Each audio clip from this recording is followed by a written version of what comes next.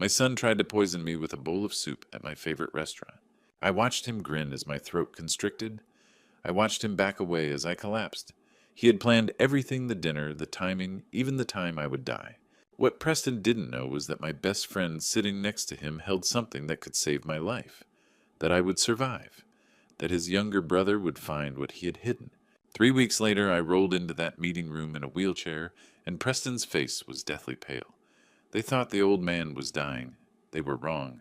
What happened next ruined it more than any poison. Comment your location below while I tell you what happened that night at Le Jardin Secret. Because this story gets darker than you think, and I need to know someone's actually hearing this. The first spoonful tasted like triumph. Rich truffle oil pooled across my tongue, earthy mushrooms melting into cream, so perfect it belonged in dreams. Around the table, 7 faces glowed in candlelight. My sons Preston and Simon Preston's wife, Gwendolyn, my oldest friend, Jim Wells. Le Jardin's secret had outdone itself. Wesley Grant, the manager, had personally seated us in the private room upstairs, all mahogany and crystal. "To the golden sun," someone said, raising a glass toward Preston. My eldest beamed his prosecutor's smile, cutting sharp across the table. 50 cases won. The Philadelphia DA's office practically salivated over his Senate run next year. Jim sat beside me, swirling his wine. 25 years of friendship had taught me to read his silences. Tonight he looked worried. I'd asked him here for a reason. I needed someone I could trust. He'd agreed without questions, the way good friends do. I lifted my spoon again. That's when the burning started. Not the pleasant warmth of good cognac. This was different. Wrong. My throat began to tighten, invisible hands wrapping around my windpipe with methodical precision. The spoon clattered against china. Jim's eyes sharpened immediately. "Greg." His doctor's instinct kicked in. "What's wrong?" I tried to answer. Couldn't. My airways were collapsing like a condemned building, imploding floor by floor. The room tilted. Someone screamed, Gwendolyn, cutting through chaos. I saw my hands clawing at my collar, saw the white tablecloth rushing up, then the floor, hard, cold. "Dad!" Simon's voice cracked with panic. His face appeared above mine, suddenly 12 years old again. His hands fumbled at my tie. "Someone call—" "Simon." Jim's command cut through like a blade. Already on his knees beside me, one hand checking my pulse, the other reaching into his jacket. "You call 911 right now. Anaphylactic shock. Le Jardin's secret Rittenhouse Square." "Go." Through narrowing vision, I saw Preston, standing. Not kneeling like Simon and Jim. Just standing there 3 feet back, hands loose at his sides. His face wore an expression I'd seen 1,000 times. In federal court, a defendant whose alibi just collapsed. Disappointment. Not horror. Not panic. Disappointment. Everyone back. Jim's hands moved with practiced precision. Cold press of an auto-injector against my thigh. "Greg, this is going to hurt."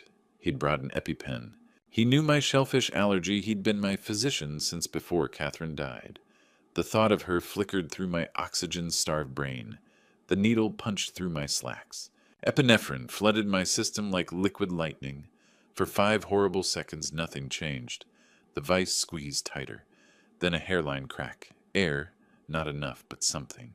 "Breathe slowly," Jim murmured, hand steady on my shoulder. "Paramedics are coming." But I wasn't looking at Jim anymore. I was looking at Preston, my golden son. He'd moved closer now, face rearranging itself into concern, but I'd seen that first expression. That flicker of frustration when the EpiPen worked. When I didn't die. Sirens wailed, growing louder. Footsteps thundered upstairs. Paramedics burst through, professional and efficient. Blake Anderson, our waiter, stood frozen against the wall. Olivier Dupont, the chef, appeared in the kitchen doorway, face ashen. 62-year-old male, anaphylactic shock. 1 dose, epi 4 minutes ago. Jim told the lead paramedic, Santos, her name tag read, known shellfish allergy. Responsive but respiratory distress, ongoing. They lifted me onto a gurney. The ceiling passed overhead, crown-molding chandelier doorframe. Cool October air hit my face as they wheeled me toward the ambulance. Above Philadelphia's sky glowed dirty orange. Jim climbed in beside me. Santos was already hooking me to monitors, beeps and numbers I couldn't process. "You his physician?" she asked. 25 years, Jim said. His hand found mine. The doors started to close.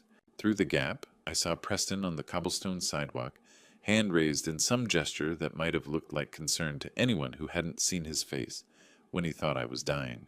I pulled Jim closer. My voice came out raw, broken but clear enough. "Jim!"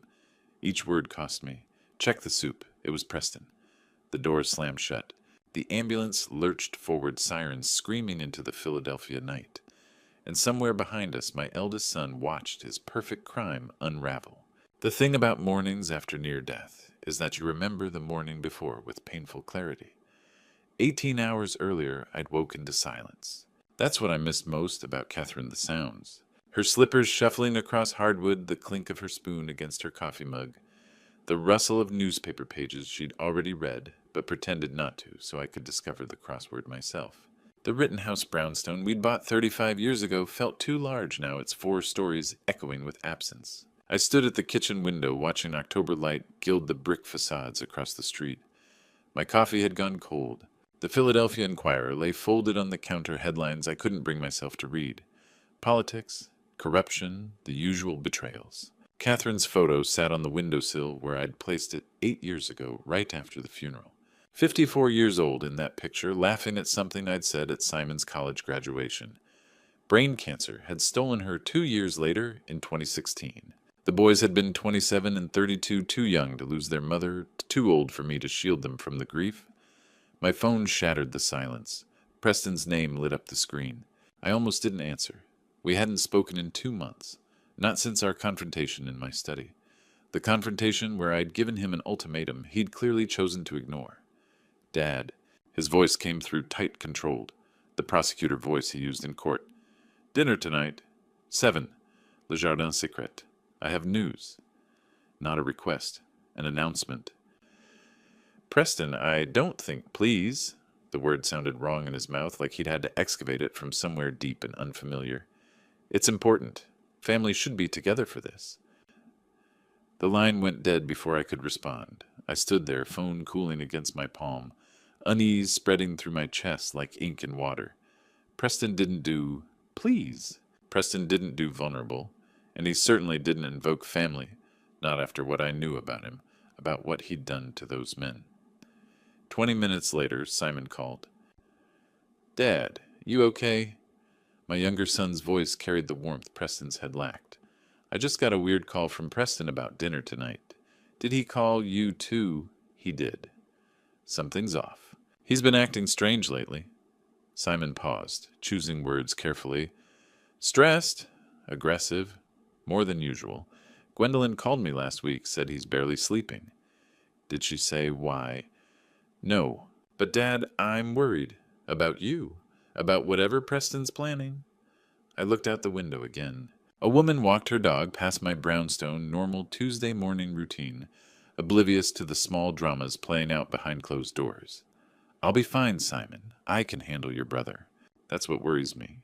You shouldn't have to. After Simon hung up, I walked to my study. The family photo hung above my desk, all 4 of us at the shore in 2010. Catherine radiant in her summer dress, the boys still young enough to stand close to their parents without self-consciousness. Preston had his arm around Simon's shoulders. Brothers. They'd been brothers once. I pulled the photo down, studied Preston's face. 25 years old, fresh from law school, blazing with ambition. When had that ambition curdled into something else? Something that could fabricate evidence, destroy innocent lives, threaten his own father. My desk calendar sat open to today's date, Tuesday, October 15th. I'd circled it in red last week after I'd made my plan with Jim. After I'd decided tonight would be the night I'd give Preston one final chance to confess. To make it right before I went to the authorities. Tonight, everything would come to a head. I just didn't know how right I was, or how close to death that truth would bring me. I stared at the calendar at that red circle and felt the weight of inevitability settle over me like a shroud. Today was the day everything would end one way or another. I just didn't know my eldest son had already decided how. 3 months before the soup, I discovered my son was a killer. Not the kind who pulls triggers, the kind who wears Brooks Brothers suits and corrupts justice itself.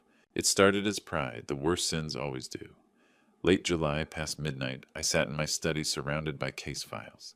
Preston had just won his 47th conviction, and the Philadelphia Inquirer had called him the DA's office's secret weapon. I'd pulled his trial transcripts like a father admiring report cards. The Travis Hayes case caught my eye first. Armed robbery, 15 years. Open and shut, according to Preston's closing. Except something nagged at me. The witness placed Hayes at a 7-Eleven on South Broad at 10:47 p.m. The robbery happened on North Broad at 10:52. 5 minutes. Plenty of time. Except those locations were 12 miles apart. I pulled traffic camera archives, a benefit of federal court connections. At 10:51, Travis Hayes' car sat in construction traffic on I-76.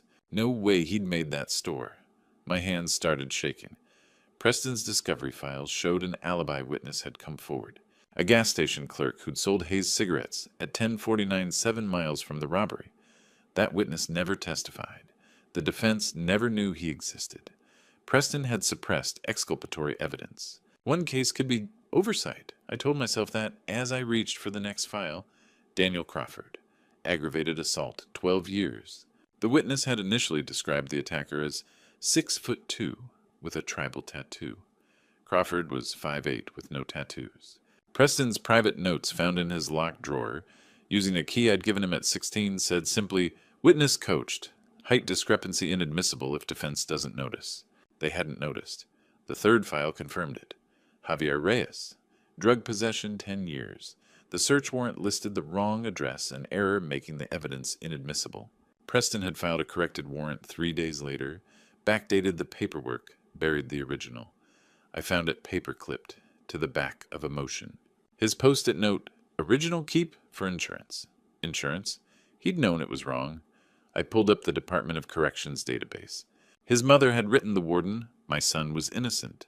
He told me every day. I should have believed him. Javier Reyes, still incarcerated.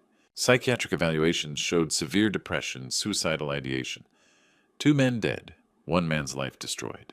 And for what Preston's career tracker sat in his desk, a spreadsheet from law school forward. Each conviction listed with win rate impact media mentions. Next to Hayes, Inquirer mentioned good press. Next to Crawford, DA took notice promotion track. Next to Reyes, 45th win milestone, milestones. I sat in that study until dawn broke over Philadelphia, staring at evidence of my son's crimes. The son I'd raised to believe in justice. The son Catherine had taught to value integrity. The son who'd sent 2 innocent men to their deaths. My hand reached for the phone. FBI. I needed to call the FBI, but my hand shook so violently I couldn't dial. Because once I made this call, I wouldn't just be reporting a corrupt prosecutor. I'd be destroying my own son. 2 months before the soup, I looked into my son's eyes and saw nothing human looking back. I'd rehearsed the confrontation for days. What I'd say, how I'd say it. I'd imagined Preston breaking down, confessing, begging forgiveness. I'd imagined Catherine's voice guiding me, firm but compassionate, the way she'd handled the boys when they were young and testing boundaries. But Catherine had never dealt with this. Neither had I. "Close the door," I said when Preston arrived at my study. Sunday afternoon. Simon was at a Phillies game. The brownstone silent except for the clock on my mantel counting down. Preston closed it. Sat in the leather chair across from my desk, the same chair where he'd done homework as a teenager, where I'd taught him to think like a lawyer. He crossed one leg over the other, perfectly at ease. I slid the files across the mahogany. "I know what you did." He didn't even glance down. "Which thing are we discussing?" The casualness of it, that's what broke something in me. "Travis Hayes, Daniel Crawford, Javier Reyes." My voice shook. "You fabricated evidence, suppressed alibis, coached witnesses. You sent innocent men to prison, Preston. 2 of them are dead." "I won cases," he corrected. His tone was the same one he'd used discussing the weather. "That's what prosecutors do, Dad. We win. Not like this. Not by destroying innocent." Were they innocent? Preston leaned forward, and for the first time I saw animation in his face. Hayes had 3 priors. Crawford was a known associate of the Kensington crew. Reyes had drug connections going back to high school. Maybe they didn't commit those specific crimes, but they weren't exactly Boy Scouts. That's not how justice works. That's exactly how justice works. Preston smiled the same smile that had charmed juries, judges, the media. "The system isn't about truth, Dad. It's about narratives. I just made sure the right narrative won." I felt like I was drowning. 2 men are dead. They killed themselves in prison because no one believed them. The files sat between us, damning and ignored. He hadn't even looked at them. I'm giving you 2 weeks, I said. My hands were shaking again, so I pressed them flat against the desk. Turn yourself in. The Pennsylvania bar, the DA's office, I don't care. Make this right, or I'm going to the FBI. You destroy your own son. His eyebrows raised, more curious than hurt. You destroyed yourself when you chose ambition over integrity. For a long moment, Preston studied me. The way an entomologist studies an insect pinned to a board, detached, analytical, faintly amused. Dad, let me explain something. He stood, buttoned his suit jacket. Those cases got me where I am. 47 wins 94% conviction rate. The Senate seat is basically mine. And you think I'm going to throw that away because of 3 criminals who couldn't handle prison? They weren't criminals. That's the point. Everyone's a criminal. Preston's smile widened. Some just haven't been caught yet. I simply accelerated the process. He walked to the door, paused with his hand on the knob. You'll regret this, Dad. Family should protect family, not stab each other in the back. His eyes. Catherine's eyes, the same hazel green, held no warmth at all. Think very carefully about your next move. The door clicked shut behind him. I sat alone in that study as afternoon light slanted through the windows, illuminating dust motes that drifted like ashes. The clock on the mantel kept ticking. The files sat on my desk, evidence that would destroy my son's life. That's when I understood. That wasn't a plea. It wasn't even an argument. It was a threat. 1 month before the soup, I cut Preston out of half his inheritance. Edmund Finley's office sat in a converted townhouse on Walnut Street, all exposed brick and reclaimed wood, trying to make estate law feel less like preparation for death. I'd known Edmund 15 years. He'd handled Catherine's will, helped me navigate the legal maze of grief. Now I was drowning again, but in different waters. Greg, are you certain? Edmund's hands hovered over the document. This kind of change will cause conflict. That's the point. The old will lay between us, dated 2018. Simple, straightforward, 50-50. Split. Preston and Simon each getting $13.5 million. Fair. Equal. The way parents love their children. But I'd raised a monster. Fair didn't apply anymore. New distribution, I said. 30% to Preston, 8.1 million. 70% to Simon, 18.9. Edmund's pen scratched across legal paper. And the conditional clause. If Preston is convicted of any felony, his share is forfeit. Everything goes to Simon. Greg, write it. Edmund's jaw worked. He'd been a defense attorney before estates. He understood what I was saying. That I expected my son to be arrested. That I was writing my eldest out of my life permanently. You could wait. See how this plays out. Preston sent 2 innocent men to their deaths. He threatened me when I confronted him. I met Edmund's gaze. He doesn't deserve more than 30%. Honestly, he doesn't deserve anything. But I can't cut him off entirely. Not while some pathetic part of me still hoped. Edmund nodded, kept writing.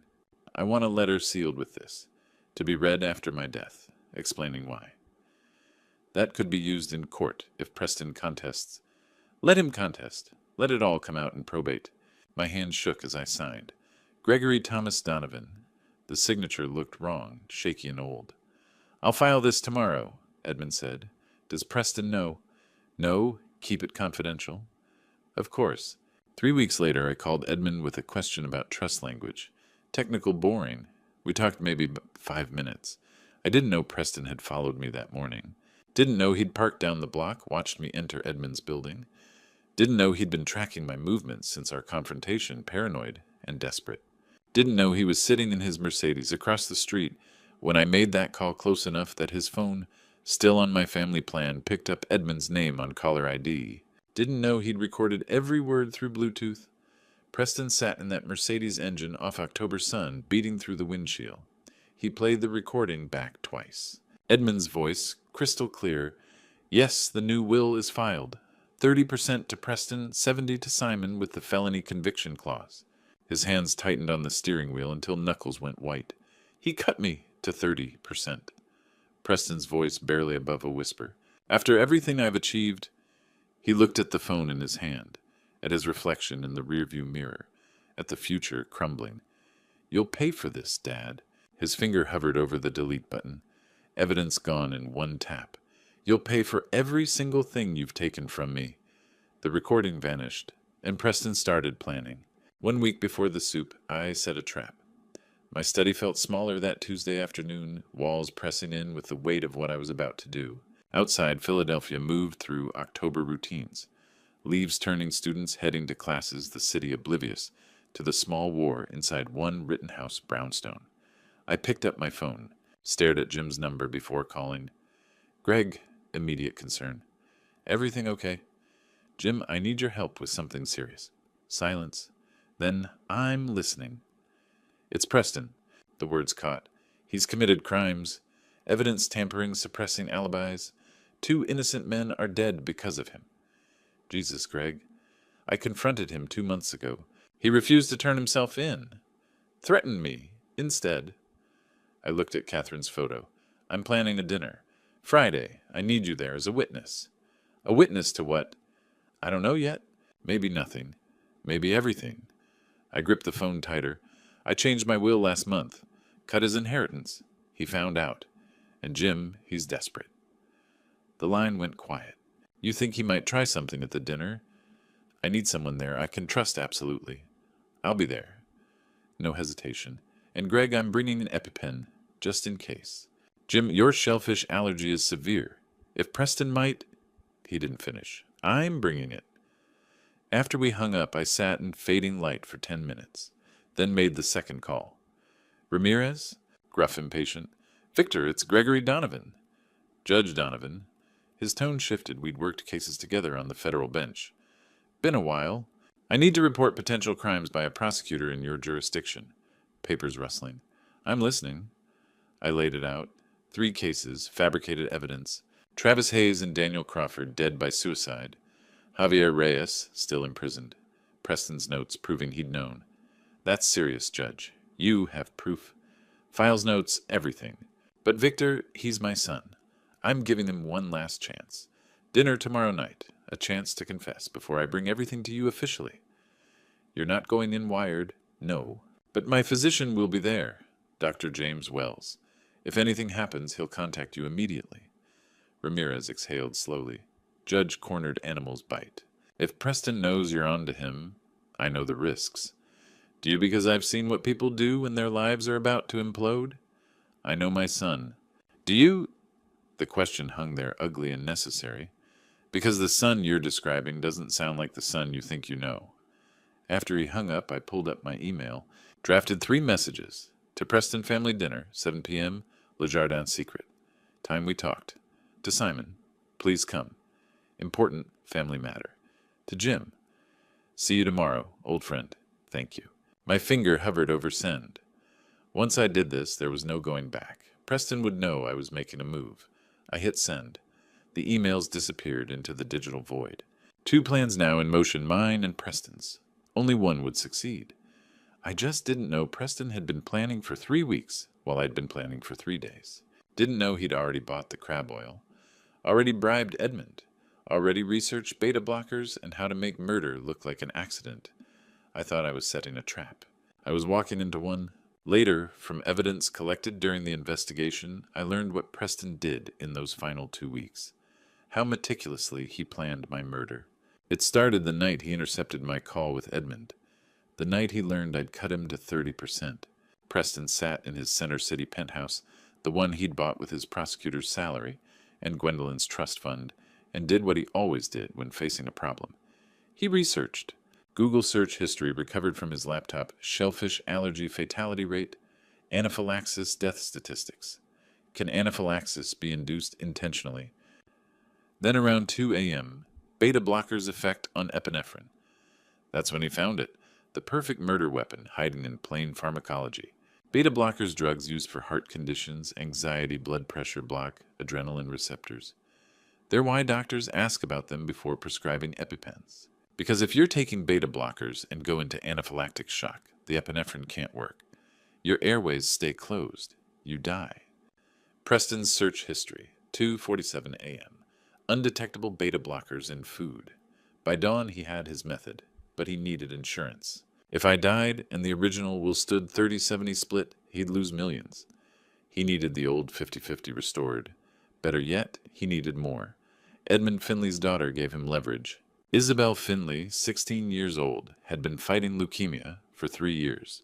The experimental treatment in Switzerland, her last hope, cost $450,000. Insurance wouldn't cover it. Edmund had already mortgaged his house, emptied his retirement. He was $450,000 short of saving his daughter's life. Preston's calendar, October 1st. Meeting EF private. They met at a coffee shop in Old City. Edmund's statement to police later described it. Preston slid an envelope across the table. Said it was $450,000 in cash. Said all I had to do was forge one document. Edmund had refused, initially. Then Preston showed me photos of Isabel, from her Facebook. Asked how I'd feel watching her die, knowing I could have saved her. Edmund's voice had broken during his confession. He said no one would ever know. Judge Donovan was old, would die, eventually anyway. This just accelerated things. Edmund took the money. 3 days later, he produced a new will, notarized witness by 2 temporary clerks who didn't exist. The will gave Preston 85%, $22.95 million. Simon 15%, $4.05 million. Preston's notes found on his laptop. New will filed at EF office. Original hidden at his residence. If questioned contest claim undue influence on old man settle for 50-50. Either way, win. But the will was only half the plan. The murder required precision. Preston's browser history. October 3rd. Purchase propranolol, no prescription. Propranolol, a common beta blocker. He found a Canadian pharmacy that didn't ask questions. October 8th. Crab oil extract, culinary supplier, Philadelphia. October 10th. How long does propranolol stay in system? He practiced. Dissolved the propranolol in whiskey, my drink of choice. The dosage needed to be enough to block the epinephrine, but not enough that I'd notice side effects before dinner. 30 milligrams. Slipped into my morning coffee the day of the dinner. I'd drunk it without knowing. Felt maybe slightly more tired than usual. Blamed it on stress. Preston's final search, October 15th. 6 a.m., anaphylaxis death time without treatment. Answer 12 to 15 minutes.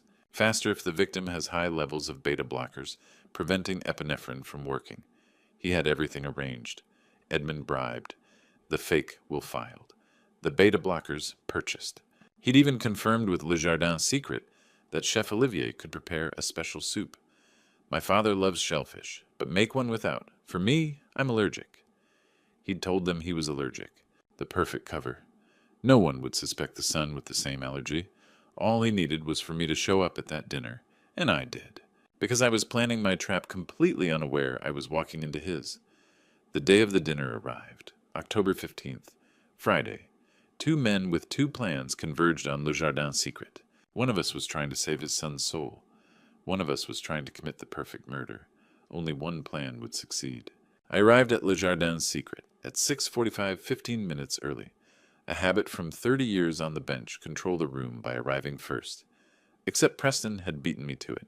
He stood near the windows of our private dining room, perfectly framed, against the Philadelphia skyline, talking to Wesley Grant about wine pairings. His suit was impeccable charcoal. Tom Ford tie knotted with precision. He looked like success incarnate, like a man with nothing to hide. Dad, his smile could have sold magazines. Glad you made it. Something in his eyes didn't match his mouth. Simon arrived 10 minutes later, slightly breathless apologies tumbling out. Sorry trial ran late. He stopped when he saw my face, crossed the room and pulled me into a hug. You okay? You seem tense. Long week, I said, which wasn't a lie. Preston's been weird all day. Kept texting me asking if I was definitely coming. Simon lowered his voice. What's this about Dad? Before I could answer, Jim appeared in the doorway. Relief flooded through me so suddenly my knees almost buckled. Just seeing him there, solid, dependable Jim, made the air feel less suffocating. Jim Wells, I said to the table voice steady despite everything. Old friend, known the family 25 years. Ah, to Preston. I invited Jim. Hope that's all right. Preston's smile froze for half a second. Of course. The more the merrier. But his eyes tracked Jim like a predator, watching an unexpected variable enter its territory. Gwendolyn arrived in a swirl of perfume and nervous energy, kissing cheeks, complementing the decor. Wesley brought champagne. Blake, our waiter, distributed menus with practiced elegance. Preston stood to make a toast. "To family," he said, glass-raised face radiating warmth that never quite reached his eyes. "To success. To the future we're all building together." We drank. The champagne tasted like ashes in my mouth. Jim sat beside me, his presence a lifeline. Our eyes met briefly. He saw it too. Whatever was wrong with this dinner, whatever trap was being set, we both felt it tightening. Simon leaned across the table. "Preston, what's the big news? You sounded urgent on the phone." "All in due time, little brother." Preston's smile widened. "Let's enjoy the meal first." Appetizers arrived. Oysters for Preston and Gwendolyn Fig, and prosciutto for the rest of us. The conversation flowed around surface things, Simon's latest case, Gwendolyn's gallery opening my thoughts on the upcoming election. Normal family dinner talk masking something rotten underneath. Wesley presented the soup course personally. Chef Olivier's specialty tonight, wild mushroom and truffle bisque. He's particularly proud of this batch. "Sounds perfect," Preston said. Then casually, "Actually, if you'll excuse me, restroom?" He stood headed toward the hallway where the bathrooms were located, then turned toward the kitchen instead. I watched him through the service window. Couldn't hear what he was saying, but his body language was all wrong. Leaning in too close to Chef Olivier, one hand on the man's shoulder, too intimate, too urgent. Jim noticed too. "Greg," his voice quiet, "should we?" "I don't know," I admitted. Simon followed my gaze. "What's he doing in the kitchen?" Preston laughed at something Olivier said, clapped the chef on the back, started walking back toward us. I should have followed him. Should have demanded to know what that conversation was about. Should have trusted my instincts, screaming that something was catastrophically wrong. But I hesitated, because he was my son. Because some pathetic part of me still wanted to believe he wouldn't. Couldn't. Preston slid back into his seat. "Sorry about that. Wanted to compliment the chef personally." 2 minutes later, Blake brought the soup. 8 bowls of perfect steaming mushroom bisque, garnished with fresh thyme and drizzled with truffle oil. 7 of them were exactly what they appeared to be. One had been modified in that kitchen while Preston distracted Olivier. I just didn't know which one until I picked up my spoon. I should have followed him to the kitchen. That thought would haunt me later, how close I came to preventing everything. But in that moment, with Preston sliding back into his seat, looking flushed, I convinced myself I was being paranoid. "Sorry about that," Preston said, smoothing his napkin. "Wanted to compliment Chef Olivier personally." Simon leaned toward me. "Dad, what's going on? You look ready to bolt." "Just tired." I lied. Blake appeared with 8 bowls of soup steam rising in elegant curls. The aroma of truffle and thyme filled the room. The presentation was museum-quality perfect circles of velvety bisque, garnished with microgreens and drizzled with dark oil that caught candlelight. "Chef Olivier's wild mushroom truffle bisque," Wesley announced. "One of our signature dishes." Blake placed the bowls with practiced precision. When he set mine down, I noticed immediately the oil on top had a slightly different sheen. Thicker, more golden than amber. Probably just the light. Different truffle oil, maybe. Preston was watching me. Not obviously, he'd turned toward Gwendolyn, but his eyes kept sliding back to my bowl. Checking. Waiting. Jim talked to Simon about the filly's voice, steady. He hadn't touched his soup yet. Neither had Simon. "Dad, you're not eating." Preston's voice carried enough concern to sound genuine. "Not hungry?" Everyone looked at me. I picked up my spoon. Heavy silver, the restaurant's monogram etched into the handle. "Actually, I wanted to—" "Try it first, Dad." Preston's interruption was smooth, accompanied by that smile. "Chef made it special. You'll love it." The way he said special made my skin crawl. But everyone was watching, and I was tired, and some stupid instinct toward normalcy made me lift the spoon to my lips. The first taste was extraordinary. Rich, earthy umami layered with truffle depth, cream like silk. For 5 glorious seconds I thought maybe I'd been wrong. Maybe Preston really had just complimented the chef. Then my throat began to burn. Not the pleasant warmth of soup. This was chemical. Wrong. Like barbed wire through my esophagus. I set the spoon down, reached for water. The burning intensified. My throat was closing. Not gradually, rapidly, like someone pulling a noose tight. The water glass slipped from my hand, crystal shattering against china. "Greg!" Jim's voice sharp with alarm. I tried to answer. Couldn't. My vocal cords had seized. The room tilted, faces blurring, but through chaos I saw one thing with perfect clarity: Preston's face. Not concerned, not shocked. Watching. Calculating. And in his eyes, just for a moment before he rearranged his expression in satisfaction, he'd done this. Put something in my soup. Was watching me die with the cold assessment of a prosecutor, confirming a verdict. My son was killing me. The thought was almost worse than the anaphylaxis. Worse than my lungs seizing my vision, tunneling my body, betraying me. I'd raised him, loved him, taught him right from wrong, and he'd chosen this. The floor rushed up. Someone screamed, "Gwendolyn, maybe Simon." Hands grabbed at me, but I was already falling, drowning in my own body's reaction to whatever poison Preston had laced through that perfect soup. My last conscious thought before darkness, I'd walked into his trap after all, and it was perfect. 3 days after the soup, I woke to the steady beep of monitors and Simon's tear-stained face. "Dad!" His voice cracked. "Thank God!" My throat felt like someone had taken sandpaper to it. Every breath burned. The fluorescent lights of Pennsylvania Hospital's ICU were too bright, the antiseptic smell too sharp.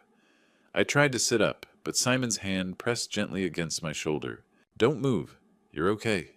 You're going to be okay." A doctor I didn't recognize appeared beside the bed, late 40s, competent looking. His name tag read Dr. Matthew Brenner, Cardiology. He checked the monitor, then turned to me with the carefully neutral expression doctors wear when delivering serious news. "Judge Donovan, I'm Dr. Brenner. You suffered severe anaphylactic shock 3 days ago. We nearly lost you twice in the ambulance." The memories flooded back. The soup, the burning, Preston's face watching me die. "You had shellfish proteins in your system," Dr. Brenner continued, "but we also found something else in your blood work." He paused. "Beta blockers. Do you take any heart medication?" "No." My voice came out as a rasp. "Never taken beta blockers in my life." Dr. Brenner and Simon exchanged glances. "That's concerning, Judge. Beta blockers prevent epinephrine from working. Whoever gave you shellfish also gave you medication that would make sure the EpiPen failed." His voice was careful, professional.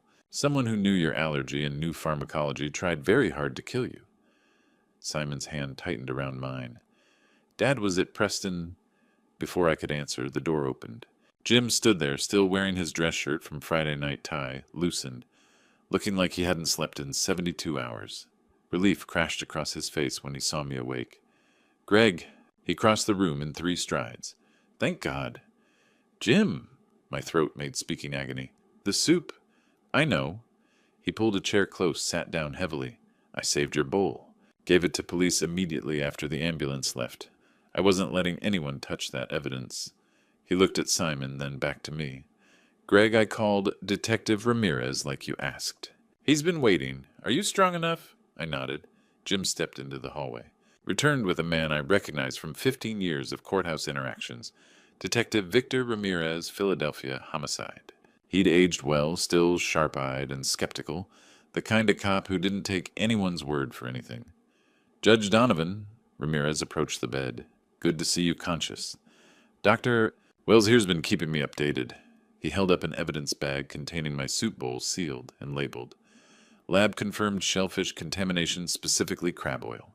High concentration mixed throughout the soup." His eyes locked onto mine. "But it's the beta blockers that concern me more. Dr. Brenner's report shows propranolol in your system. 30 milligrams. That's not accidental. That's premeditated. Where's Preston?" The question hurt to ask. Simon's jaw tightened. "Playing the concerned son. Visited yesterday, brought flowers, told the nurses how devastated he was. Asked repeatedly when you'd wake up." His voice dropped. "Dad, I don't trust him. The way he looked at you in that ambulance." "I saw it too," Jim said quietly. "That wasn't grief on his face, Greg. That was calculation." Ramirez pulled out a notepad. "Judge, I need to ask directly. Do you believe your son, Preston Donovan, attempted to murder you?" The monitors beeped steadily. Outside the room, hospital life continued. Nurses chatting, gurneys rolling, the ordinary machinery of healing moving forward. I looked at Simon, at Jim, at Ramirez. "Yes," I said. "And I can prove it." Ramirez leaned forward. "I'm listening." I need my attorney Raymond Sheffield. And detective, I need you to investigate everything Preston's touched in the last month. His laptop, his phone records his financial transactions. My voice grew stronger despite the pain. He didn't just try to kill me. There's more. Much more. Simon's face had gone pale. Dad, what else did he do? I closed my eyes. Saw Travis Hayes hanging in his cell. Daniel Crawford overdosing on smuggled pills. Javier Reyes staring at walls waiting to die. Everything, I whispered. He did everything. Simon told me what he did next, 2 days later, his voice still shaking. I couldn't just sit there, Dad. Watching Preston play the devoted son, bringing you flowers, holding your hand while you were unconscious. He'd been pacing my hospital room. I knew. I knew what he'd done. I just needed proof. So on the 5th day, while Preston was at the hospital, performing his concerned son routine, Simon drove to Preston's Center City penthouse. He still had the spare key from years ago, back when they were brothers, before everything fractured. The doorman recognized him, waved him through. Why would he question Preston's brother? The penthouse was exactly what you'd expect: minimalist furniture, expensive art, floor-to-ceiling windows overlooking Philadelphia. Everything arranged to project success. Simon stood in the entryway, heart pounding. This was breaking and entering, career ending for a public defender if caught. But he thought about me lying in ICU and pushed forward. Preston's study was locked, but Simon had watched Preston unlock it 100 times, 4 digits, law school graduation year. The lock clicked open. The laptop sat on the mahogany desk, closed but not put away. Preston's arrogance, he didn't think anyone would dare look. Simon opened it, expecting a password screen. It opened directly to the desktop. I almost laughed, Simon told me. He still used the same password we'd shared as teenagers. Our old apartment number plus Mom's birthday. Never changed it. The desktop was organized with Preston's typical precision folders, labeled by case names, legal briefs, campaign materials. Everything legitimate on the surface. Then Simon saw it. A folder tucked in the corner. Plan B, contingency. His hands shook when he clicked it open. Research documents on anaphylaxis. Articles about shellfish allergy fatality rates. A PDF titled Medications That Block Epinephrine Response. A timeline in Excel, dinner execution plan. October 1st, secure funding. October 3rd, purchase propranolol. October 8th, arrange restaurant modifications. October 15th, implementation. Implementation. Like I was a business strategy. Screenshots of 2 wills, the old one showing 50-50, the new one showing 30-70. Preston had known exactly how much money he stood to lose. Then Simon found the audio file, labeled Insurance EF. He clicked play. Edmund Finley's voice, nervous. Preston, I can't do this. Forging a will is... Preston's voice, smooth and cold. My father made a mistake cutting me out, Edmund. I'm correcting it with your help and $450,000. Your daughter needs that surgery, doesn't she, Isabel? Sweet girl. Be a shame if she died because you chose scruples over her life. Simon's stomach turned. He grabbed a USB drive from Preston's drawer. Of course, Preston had extras organized and started copying everything. The folder was massive. Research, timeline, audio files, screenshots of texts with Chef Olivier, bank transfers. Preston had documented his own crime with prosecutorial attention to detail. The copying bar crawled. 60%. 70%. That's when Simon heard it. The sound of a key in the front door. His blood went cold. Preston wasn't supposed to be back for hours. Footsteps in the entryway. Preston's voice on his phone. No, I'm just grabbing files. Back at the hospital in 20 minutes. The USB 85%. Simon's heart hammered. The study door was open. If Preston walked past, he'd see everything. 90%. Preston's footsteps coming closer. Did you hear something? 95%. Probably the wind. These old buildings. 100%. Complete. Simon yanked the USB out, shoved it in his pocket, closed the laptop exactly as he'd found it, looked wildly for escape. The study had a door to the kitchen. Preston's open-plan design meant multiple exits. Simon slipped through as Preston's footsteps reached the study doorway. Weird, Preston muttered. Could have sworn I closed this. Simon pressed against the kitchen wall, barely breathing, heard Preston moving around the study. then footsteps retreating, the front door opening and closing. Simon waited 5 full minutes before moving, then he ran. When he finally made it to his car, hands shaking so badly he could barely get the key in the ignition, he looked at the USB drive in his palm. Everything we needed to destroy Preston. I had it all, Dad, Simon told me later, eyes bright with tears. Everything. Simon told me about Edmund the next morning, voice tight with fury. The day after finding Preston's laptop, Simon had driven to Edmund Finley's office on Walnut Street. Concerned son's sick father needed to understand estate arrangements. All technically true, minus the attempted murder part. Mr. Finley, I need to see my father's will. He's very sick. I should understand his wishes. Edmund had gone pale. Actually pale like blood draining from his face. Simon, of course. Edmund's hands trembled, pulling a file from his cabinet. The trembling of guilt, not grief. He laid the document on his desk like it might explode. Simon read it once, then again. This can't be right. Dad told me 70%. This says 15. This is the only version on file, signed and notarized 1 month ago. Show me the signing records, the witnesses. Edmund fumbled with papers. The witnesses were temporary staff. Temporary staff for a multi-million-dollar will. That's not standard, Edmund, Simon's lawyer instinct screamed. Dad requested 70% to me because Preston's under investigation. Did you know that when you forged this? Edmund flinched. I don't. Yes, you do. Simon pulled out his phone, photographed the will.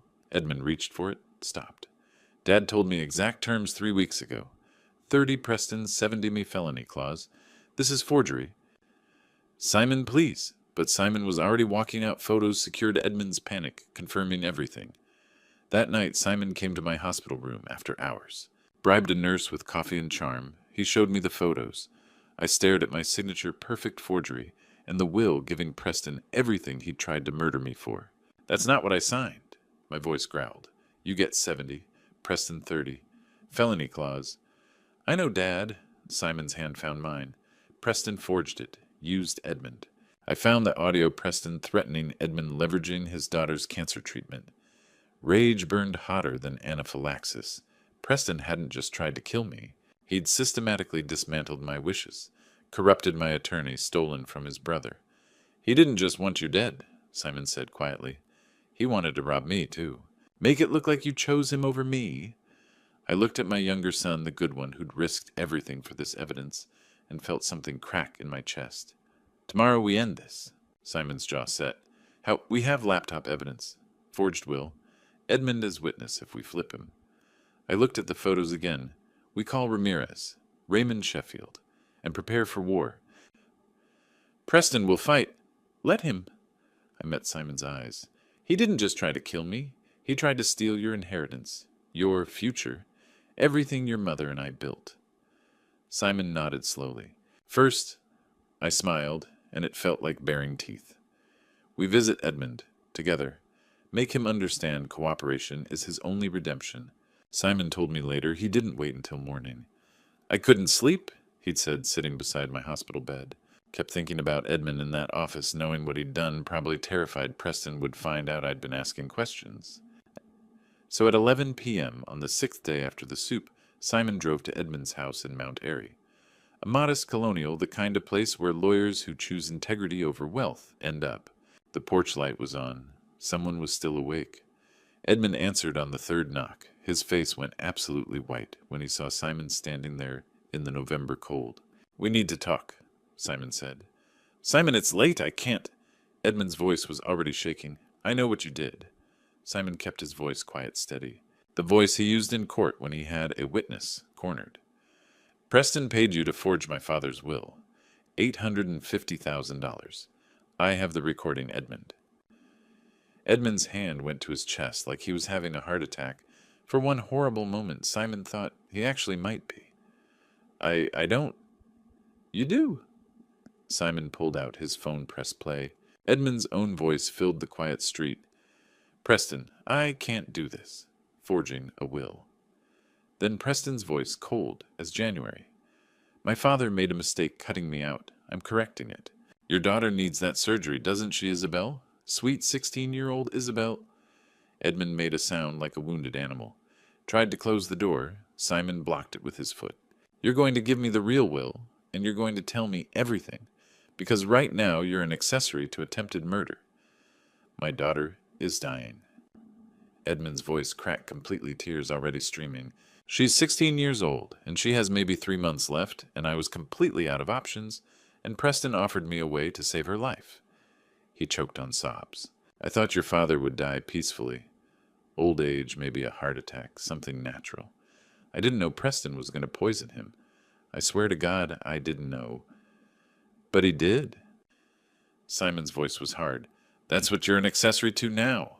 When Detective Ramirez gets that audio file, you're looking at 5 to 10 years. Edmund collapsed against the doorframe, literally sliding down until he was sitting on his own threshold, crying into his hands. Isabel needs that surgery, he said through tears. Switzerland. Experimental treatment. Her last hope. Insurance denied it. I've mortgaged the house twice, emptied every retirement account, taken loans from everyone I know. I'm still $850,000 short of saving my daughter's life. He looked up at Simon, face ravaged. What would you do, Simon, if it was your child dying? Not this? Simon's voice was firm, then quieter. But Edmund, my father, didn't die. Preston tried. He researched how to make murder look like an accident, and now he's going to pay for it. The question is whether you pay with him or whether you help us stop him. Edmund wiped his face with shaking hands. What do you want from me? The real will, the one my father actually signed, and full cooperation testimony, bank records, recordings, everything you have. They'll disbar me. I'll lose my practice. I'll go to prison. Maybe, probably. Simon crouched down to Edmund's level. But Edmund, there's a difference between being Preston's accomplice and being his victim. Help us put him away, and I'll make sure the DA knows you cooperated. That Preston coerced you using your daughter's life. Edmund stared at him. Why would you help me after what I did to your father? Because my father taught me something Preston never learned. Simon's voice was quiet but absolute. Justice isn't about revenge. It's about making things right. Edmund was silent for a long moment. Then he stood slowly, like every bone hurt. The real will is in my home safe. Give me a minute. Simon waited while Edmund disappeared into his study, heard the safe clicking open, watched Edmund return with a folder in trembling hands. This is what Gregory actually signed. 30% to Preston, 70% to you with a felony conviction clause. Edmund's voice was hollow. I kept it because I was afraid. Afraid Preston would turn on me, that I'd need proof. Simon took the folder, saw my actual signature, my actual wishes preserved. What else do you have? Everything. Edmund walked to his desk drawer, pulled out a thick envelope. Recordings of every conversation with Preston. Bank records showing the $450,000 transfer. Contact info for the fake witnesses I paid. Notes on how Preston told me to backdate everything. Simon took the envelope. Evidence that would destroy his brother's life. Edmund! Simon's voice was careful now. How much does Isabel's surgery cost total? $850,000. Edmund's voice broke. Simon pulled out his phone, made a transfer. Everything he'd saved in 10 years of public defender work. I just liquidated my savings, my retirement fund, everything I've saved since law school. It's $400,000. He met Edmund's shocked stare. It's yours, for Isabel's surgery. Edmund's face crumpled. Simon, I can't. You don't have to. I know I don't have to. I'm choosing to. Simon's voice was firm. One condition: you testify against Preston. Full confession. Help us make sure he never hurts anyone else. But why? Edmund was crying again. After everything I've done. Because your daughter is innocent. Simon said it simply. Isabel doesn't deserve to die because her father made a terrible choice. And somewhere under all this, I think you're not a bad man. Just a desperate father who was manipulated by someone worse. Edmund stood in his doorway, evidence in one hand, his daughter's salvation in the other, and wept. 3 weeks after the soup, I wheeled myself into the mediation room at Raymond Sheffield's law firm. My hands still shook on the wheelchair control's residual nerve damage from the anaphylaxis, Doctor. Brenner said. It would pass eventually, or it wouldn't. Either way, I was alive to see this through, and that was what mattered. Preston stood when I entered. Perfect charcoal suit, perfect hair, perfect expression of concerned relief plastered across his face like a mask. Dad. He moved toward me like he was going to embrace the wheelchair arms already opening. So glad you're recovering. We were all so worried. Sit down, Preston. My voice stopped him mid-step. Not loud, just flat. The voice I'd used from the federal bench when a lawyer was about to perjure themselves, and I wanted to give them one last chance to reconsider their life choices. Preston sat. The room was deliberately neutral. Raymond's largest conference room, floor-to-ceiling windows overlooking Rittenhouse Square. Morning light streaming across a mahogany table that could seat 20, but today held only 8. Simon sat to my right, his jaw set with quiet determination. Raymond beside him, leather portfolio. Open evidence organized with military precision. Jim sat behind me, present as both friend and medical witness. Detective Ramirez stood near the door, deliberately casual in his sport coat, like he just happened to be there for coffee. Gwendolyn sat beside Preston, face pale and confused fingers twisting her wedding ring. She didn't know yet. Preston had kept her in the dark all these weeks, playing devoted husband while the walls closed in. Preston's lawyer, some expensive shark named Mitchell from a Center City firm, cleared his throat, importantly. Judge Donovan, my client, is of course happy to discuss any unfortunate misunderstandings regarding the restaurant incident, but I have to say, calling this a mediation when you've clearly already made accusations. This isn't about misunderstandings, I cut him off cleanly. This is about attempted murder. Gwendolyn gasped, hand flying to her mouth. Preston's hand shot out to grip hers, the performance of shocked innocence beginning. Dad, that's insane. His voice carried exactly the right note of bewildered hurt. The restaurant made a terrible mistake with your soup. It was tragic, but to suggest that I had anything to do with you poisoned me. Each word came out clear, deliberate, measured. You put shellfish in my soup and beta blockers in my system to make sure the EpiPen wouldn't work. You planned my death meticulously for 3 weeks. Preston laughed. Actually laughed like I'd made a joke in poor taste. This is paranoid delusion, Dad. You nearly died. You're traumatized. You're not thinking clearly. Why on earth would I ever? All for $14.85 million. I let that number hang in the air like smoke. The difference between 30% and 85% of my estate. The difference between the will I actually signed and the one you paid Edmund Finley to forge. Preston's smile froze on his face. Just for a second. A micro-expression of pure panic before he caught himself. But I saw it. Simon saw it. Everyone in that room saw it. I don't know what you're talking about. The forged will, Simon said quietly, pulling a folder from his bag. The one that gives you 85% and me 15%. The one that doesn't exist in any legitimate filing. Preston's lawyer leaned forward, trying to regain control. My client has absolutely no knowledge of any forged documents. We have recordings, Raymond said, and I could hear the satisfaction in his voice. 30 years of friendship, and he'd never liked Preston. Never trusted that smooth prosecutor charm. Audio recordings of your client threatening Edmund Finley, using the man's dying 16-year-old daughter as leverage to force him into felony fraud. Preston turned to Gwendolyn, his face rearranging itself into bewildered hurt, the wounded innocent. Gwen, you know me. You know I would never... We also have your laptop, Simon said. Preston went very, very still. The kind of still that only comes when someone realizes the trap has already closed around them. I'm sorry, what... Mitchell again, trying desperately to salvage something. What laptop? Simon slid a thick folder across the mahogany table. It made a sound like a gavel falling. Preston's personal laptop, the one he keeps in his home office. The one with a folder very specifically labeled Plan B, Contingency. All the color drained from Preston's face. That's an illegal search. I used the spare key you gave me years ago, Simon said calmly, meeting his brother's eyes without flinching. The one for emergencies. Watching our father nearly die from poisoning seemed like an emergency. Raymond pulled documents from the folder with the precision of a surgeon, spread them across the table like a prosecutor laying out evidence at trial, which in every way that mattered, he was. Research on anaphylaxis fatality rates, detailed articles about beta blockers blocking epinephrine response, a timeline meticulously titled Dinner Execution Plan. Raymond's voice was clinical, devastating. Screenshots of both wills, the real one your father signed and the forged one giving you the majority. Bank transfer receipts for $450,000. videos, and multiple audio files documenting conversations with Edmund Finley, Chef Olivier, and interestingly, a pharmacist in Toronto who doesn't ask many questions. Gwendolyn was staring at Preston like she'd never seen him before in her life. Preston, her voice came out small, broken. What is this? What did you do?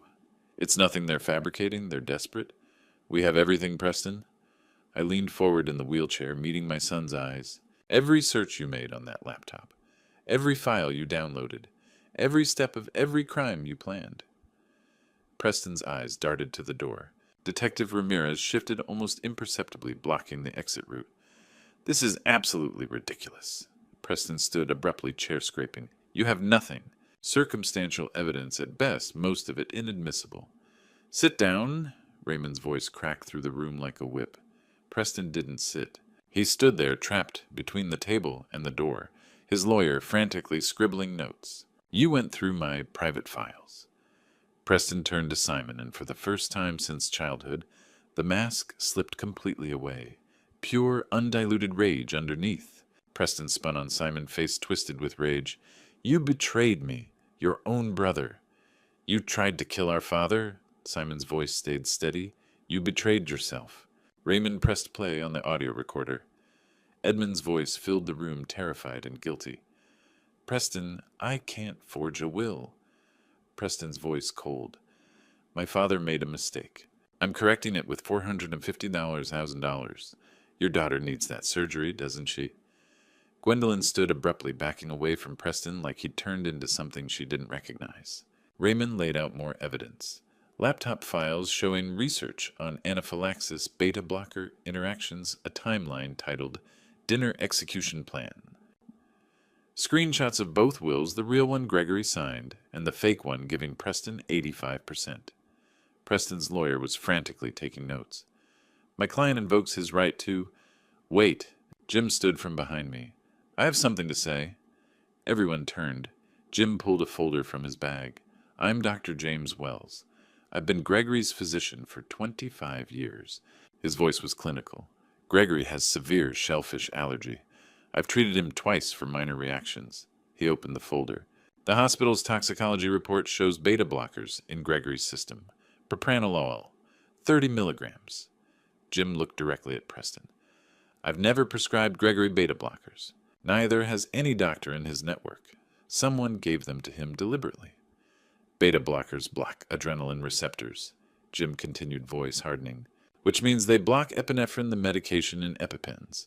Whoever did this knew exactly what would happen. The EpiPen wouldn't work. Gregory would die. His voice cracked. This was premeditated murder, Preston. You researched how to kill your own father. The room went silent. Raymond added Chef Olivier's written statement. Chef Olivier confirms Preston came into the kitchen, spoke privately about a special preparation for Judge Donovan's soup. Preston's face had gone gray. It wasn't supposed to... You meant every bit. My voice cut through. You researched beta blockers. You bribed Edmund. You planned this for weeks. The door opened. Edmund Finley walked in, looking 20 years older. I'm sorry, Gregory. Edmund's voice shook. Preston paid me $450,000 to forge your will. Threatened my daughter's life if I refused. He placed two documents on the table side by side. The real will, 30% Preston, 70% Simon. The forged will, 85% Preston, 15% Simon. I'll testify to everything, Edmund said. Preston tried to run. Detective Ramirez blocked the door. Preston Donovan, you're under arrest for attempted murder evidence, tampering, bribery, fraud, and conspiracy. His hand went to his cuffs. 3 counts of prosecutorial misconduct. 2 counts of felony murder for Travis Hayes and Daniel Crawford. I earned this, Preston's voice broke. 47 wins Senate seat. I made this family name mean something. He lunged at me, Ramirez barely catching him. You destroyed me for what your precious integrity. I looked at my eldest son, handcuffed, screaming, everything Catherine and I had built completely gone. No, Preston, I said quietly. You destroyed yourself. Ramirez pulled Preston toward the door. Preston was still screaming, still fighting. You'll regret this. Simon, Simon. The door closed, cut off his voice. Gwendolyn was crying. Simon's hand found mine. Jim's hand landed on my shoulder. Raymond gathered the evidence. That's everything we need. Preston's going away for a long time. I nodded, couldn't speak. The weight of watching my son arrested pressed down until breathing hurt. You did the right thing, Dad, Simon whispered. Had I'd brought a criminal to justice. But I'd also destroyed my son. Catherine, I thought. Did I do the right thing? That was 3 months ago. 5 years later, I visited Preston in prison for the first time. SCI Phoenix visiting room smelled like industrial cleaner and defeat. Preston appeared behind the plexiglass looking 20 years older, gray hair hollow, cheeks prison jumpsuit hanging loose. We sat, said nothing for a long moment. I slid an envelope through the slot. Your mother wrote this before she died. I found it in her things last month. Preston's hands shook, opening it. Catherine's handwriting, flowing and familiar. Always choose integrity over ambition. That's what makes a life worth living. Preston's face crumpled. First real tears I'd seen from him in decades. Mom would have been heartbroken, he whispered. She would have. I met his eyes, but she also believed in redemption, Preston. It's not too late. Outside, Simon waited in the car. We drove to the Innocence Project office where Javier Reyes, finally exonerated after 6 years, hugged Simon with tears streaming. Simon had used his inheritance helping all 3 victim families. Travis Hayes' daughter had a college fund. Daniel Crawford's mother had care for life. Javier had his freedom. Later I stood at Catherine's grave, placed flowers. Our son became what I feared. But our other son became what you hoped. My voice caught. I think we did okay. I walked away as sun set over Philadelphia, casting everything in gold. Some families can't be saved. But justice, true justice, transcends blood. Looking back on this true story, I see now what cost my family everything. I raised Preston to achieve, but forgot to teach him contentment. I celebrated his wins, but never asked what he sacrificed for them. When ambition becomes God, integrity becomes negotiable. That's the lesson from these grandpa stories I share with you. Now, success without character is just a countdown to destruction. The Lord says in Proverbs, "What good is it for someone to gain the whole world, yet forfeit their soul?" Preston gained 47 convictions and lost his humanity. I pray daily that God will reach him in that prison cell, that redemption isn't beyond even him. This true story taught me you can give your children everything except wisdom. That must be earned through choices, theirs, not yours. I chose justice over blood, and God knows it nearly destroyed me. But some truths transcend family loyalty. If you're raising ambitious children, teach them this from these grandpa stories. Integrity isn't what you do when people are watching. It's what you do when nobody will ever know except God. Don't make my mistakes. Build character first, success second. What would you have done in my place? Would you have turned in your own son? Share your thoughts below, and if this true story moved, you subscribe so others can learn from my pain. Sometimes the hardest lessons make the best teachers.